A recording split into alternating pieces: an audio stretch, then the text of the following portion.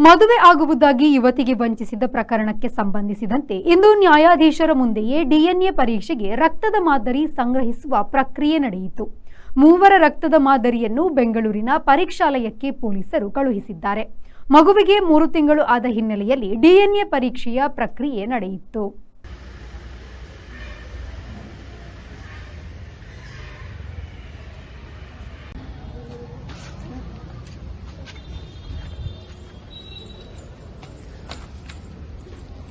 Anish, V4 news, Puttur.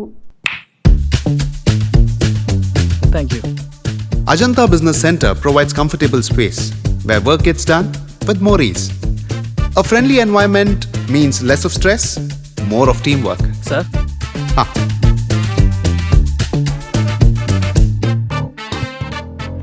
Every detail at Ajanta is thoughtfully managed, making our work much easier and more enjoyable. When employees work in harmony, it creates an environment where everyone thrives, allowing us to achieve the best of work with maximum effectiveness. Invest in workspaces managed by Vertex. Invest smart.